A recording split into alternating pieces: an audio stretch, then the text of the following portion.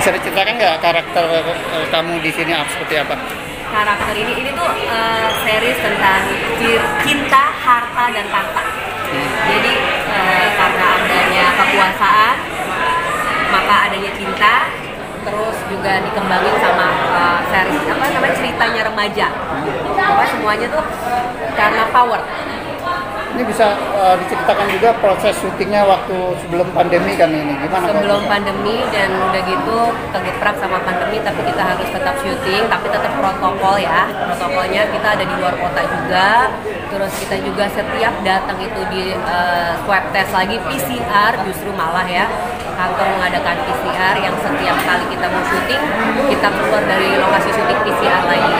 Ya prosesnya sih dulu sih sangat berat ya, tapi pas udah ngejalaninnya karena kita juga harus due-date-nya harus tanggal sekian gitu, jadi kita juga profesional.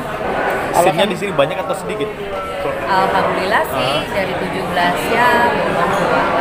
Alasan mengambil peran ini apa sih sebenarnya mau bergabung?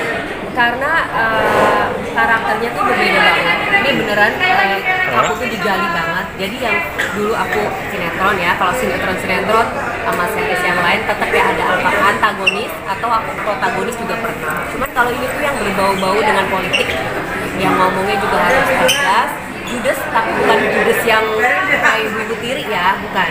Jadi karena ini juga semi layar lebar ya, pihak MD juga maunya kayak gitu, terus Pak Sutradara juga nge-guide-nya juga harus yang benar-benar real di dalam kehidupan gitu. Terus aku juga di-coachingin kan, pakai apa sih namanya, kita reading dulu, dikupas satu-satu gitu. Berat banget sih tentang percintaan karena harta dan tahta. Ada kesulitan nggak memerankan karakter seperti ini? Awal syuting hari pertama, hari kedua sih lumayan kesulitan. Cuman kita inget kan ada coachnya tuh datang ke tempat kita, terus sudah gitu kita didampingi. Terus berikutnya juga kan ada Pak Anto yang pokoknya dia bilang beberapa kali take yang penting ini nggak apa-apa, ini yang penting kamu dapat feel-nya dan nyamannya kayak apa. Devi, ada nggak pelajaran apa yang kamu dapat dari series ini? Pelajarannya tentang kekeluargaan, pokoknya dari ceritanya juga yang dari sini tuh harta tahta itu nggak bisa disatukan dengan cinta, walaupun pada akhirnya mereka akan bersatu karena cinta. Oke, siap. Rebecca kan nggak datang, kenapa ya? Ya. Kenapa kan dia pemeran utama itu kan di sini? Ya, dia lagi ada syuting lain, jadi sedangkan ini harus press conference harus terjadi, udah diundur, tapi ya karena kesibukannya juga jadi kita ya udah. Kan gimana supportnya kamu terkait kasus yang kemarin Rebecca itu seperti apa mungkin? Ya supportnya buat ya apa sih yang nyebarnya kan dari handphone, bisa dari grup itu nggak usah dibuka lah gitu.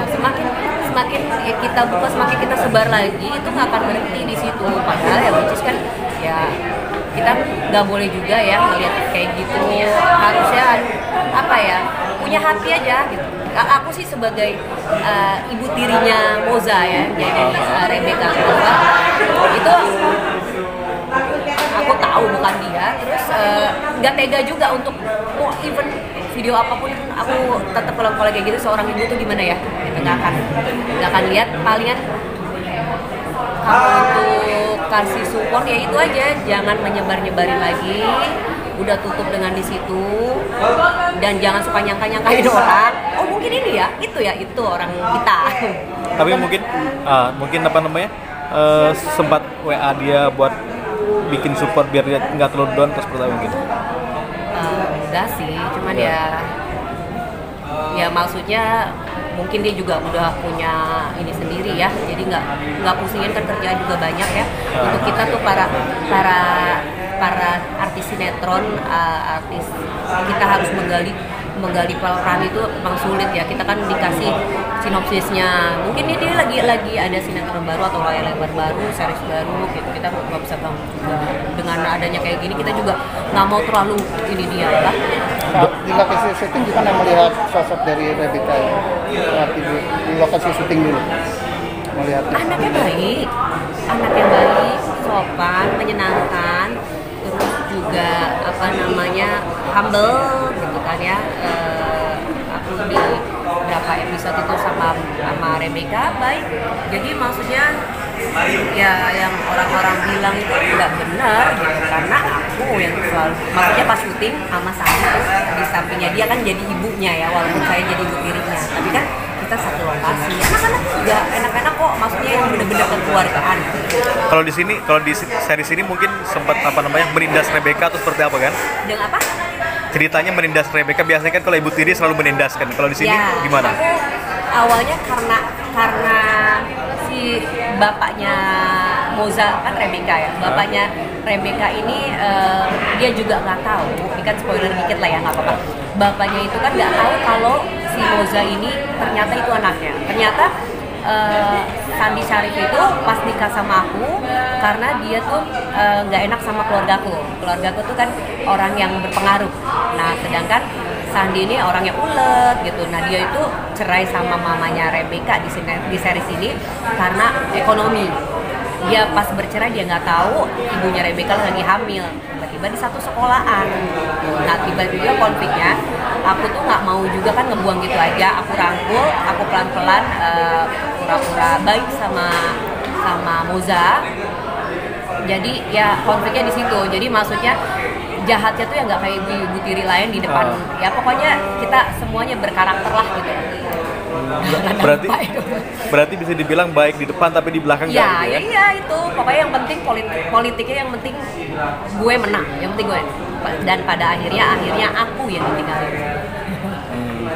Nah, Oke. harapannya kira-kira apa nih dengan hadirnya film series ini? Dengan harapan ini kan maksudnya kita kemarin tuh syuting juga lagi pada saat coba tuh dalam artian kan lagi pandemi itu kan cobaan ya buat kita keluar rumah aja untuk sulit banget itu kan, kita juga takut ntar ada covid ada apa gitu pulang ke rumah. Harapannya pokoknya bisa diterima dengan masyarakat luas, terus udah gitu pasti sih ada yang nonton bajakan lebih sedikit lah, apalagi ya imbang aja udah gitu karena kita syutingnya tuh sampai subuh gitu, karena bukannya apa, kita tuh gali itu di situ lagi juga gitu, gali peran gitu ya. Apa untuk masyarakat Indonesia, semoga Moza Ciko ini diterima di hati kalian, pokoknya yang nggak bagus-bagus di luar daripada kita di dalam sini, ya udahlah itu kan namanya mulut kehidupan ya gitu. Doanya buat Rebecca Klopper. Doanya buat Rebecca anak baik.